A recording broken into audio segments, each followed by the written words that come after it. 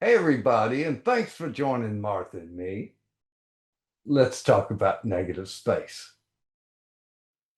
Let's begin with a few exercises to make you more aware of negative space. We don't have to think when we write in the positive, it comes naturally to all of us. This concept of painting a negative space is very much tied to value.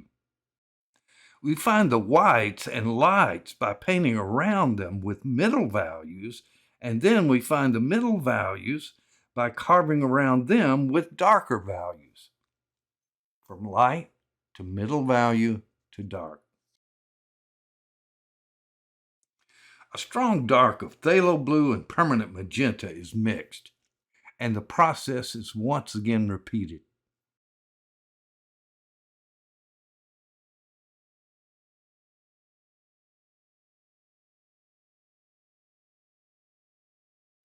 Look how the middle value shapes come alive when captured by the darks. Again, you must train yourself to think in value.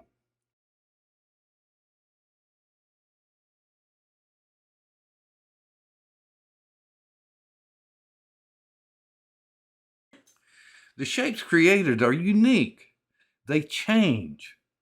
They get thicker and thinner, larger and smaller.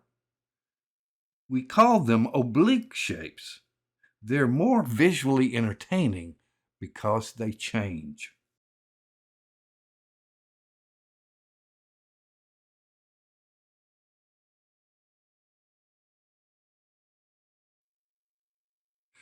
I guess because I just finished the negative shape demo of the potted plants, my mind is geared to creating plant frond shapes, so I've decided to follow where it leads. By concentrating on creating shapes with negative space and painting down the value scale from light through middle value into dark, a new way of seeing, thinking, and painting will bring a fresh vitality to your work.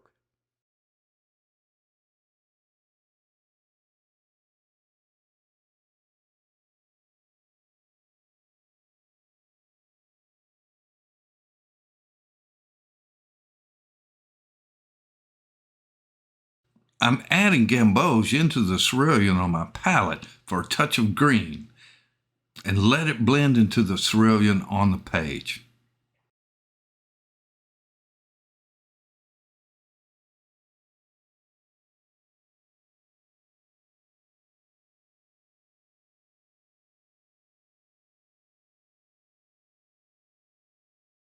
Here I mix Joe's blue, or phthalo blue, into cerulean.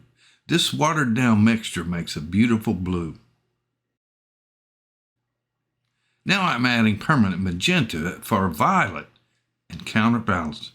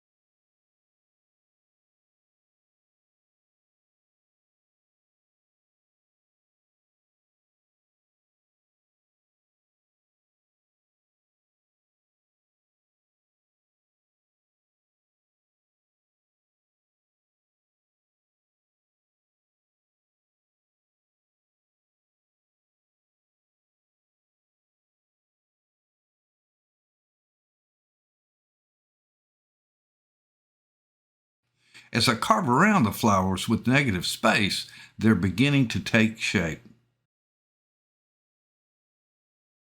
Now a strong green of gamboge and Joe's blue is delivered.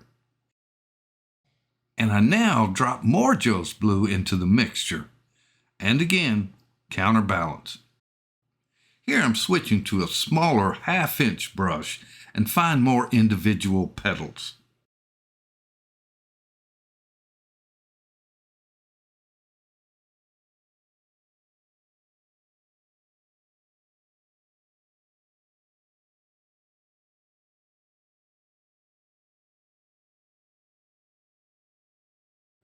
Here I'm mixing burnt sienna into Joe's blue for a rich, warm dark. It plays well next to the greens.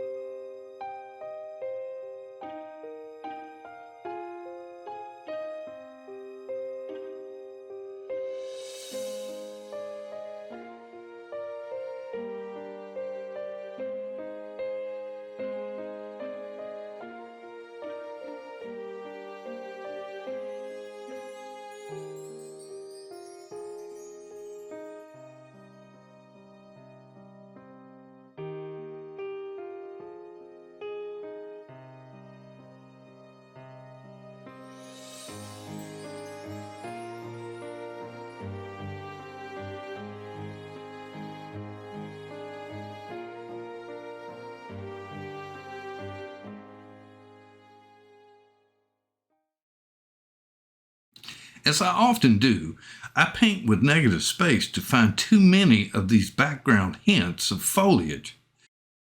And toward the end of the painting, I'll start picking and choosing which ones will be saved and eliminated.